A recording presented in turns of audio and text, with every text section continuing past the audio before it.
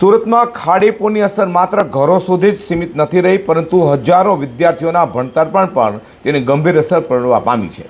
1 લાખથી વધુ પુસ્તકો પાણીમાં પલળી જતા હવે રાજ્ય સરકારની મદદથી નવા પુસ્તકો, યુનિફોર્મ અને જરૂરી કીટ આપવામાં આવશે। સુરતમાં આવેલા ખાડીપુરે હજારો પરિવાર સાથે વિદ્યાર્થીઓના શિક્ષણને પણ ભારે ફટકો પહોંચાડ્યો છે। નગર પ્રાથમિક શિક્ષણ સમિતિના ચેરમેન રાજેન્દ્ર કાપડિયાએ માહિતી આપતા જણાવ્યું હતું કે પૂરગ્રસ્ત વિસ્તારોમાં અંદાજે 7 થી 8 હજાર વિદ્યાર્થીઓના 1,01,200 જેટલા પુસ્તકો પાણીમાં પલળી ગયા છે। પૂરના દિવસોમાં અનેક ઘરોમાં 7 થી 8 ફૂટ સુધી પાણી ભરાઈ જતા વિદ્યાર્થીઓના પુસ્તકો, યુનિફોર્મ, બોટ અને મોજા સહિતના શૈક્ષણિક સામાન સંપૂર્ણપણે બગડી ગયો છે। પાણી ઉતર્યા બાદ સમિતિના અધિકારીઓ અસરગ્રસ્ત વિસ્તારોની મુલાકાત લીધી હતી। તે દરમિયાન વાલીઓ પલળેલા પુસ્તકોને તડકામાં સૂકવવાનો પ્રયાસ કરતા જોવા મળ્યા હતા।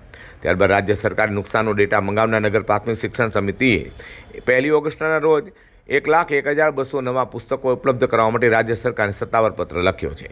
આ વખતે ભારે વરસાદને કારણે અને ખાડીપુરને કારણે નગર પ્રાથમિક શિક્ષણ સમિતિની શાળાઓમાં એની આજુબાજુ પાણી ભરાઈ ગયા હતા। આને કારણે લગભગ 8 થી 10 સ્કૂલમાં ભણતા 8 થી 10,000 વિદ્યાર્થીઓને શિક્ષણમાં ખૂબ જ નુકસાન થયું છે।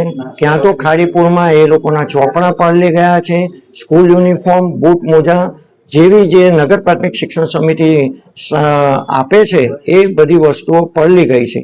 પરંતુ રાજ્ય સરકારે ચિંતા કરીને નગર પ્રાથમિક શિક્ષણ સમિતિને એક પત્ર લખ્યો હતો કે નગર પ્રાથમિક શિક્ષણ સમિતિની શાળામાં કેટલું નુકસાન થયું છે। એના કારણે નગર પ્રાથમિક શિક્ષણ સમિતિએ રાજ્ય સરકારને લગભગ 1,12,000 જેટલા પુસ્તકો માંગની ડિમાન્ડ કરી છે કે જે પલળી ગયા છે અથવા એની ઘટ છે। અને રાજ્ય સરકારે અમને એ બાંહેધરી આપી છે કે આ પુસ્તકો તાકીદે પહોંચાડવામાં આવશે અને આના કારણે બાળકોનું જે શિક્ષણ છે તે ફરીથી સારી રીતે શરૂ કરી શકાશે। વધુમાં સમિતિના જણાવ્યા મુજબ આગામી 1 અઠવાડિયામાં અસરગ્રસ્ત વિદ્યાર્થીઓને નવા પુસ્તકો, યુનિફોર્મ, બૂટ, મોજા અને જરૂરી શૈક્ષણિક કીટનું વિતરણ કરાશે, જેથી બાળકોનું ભણતર ફરીથી નિયમિત થઈ શકે।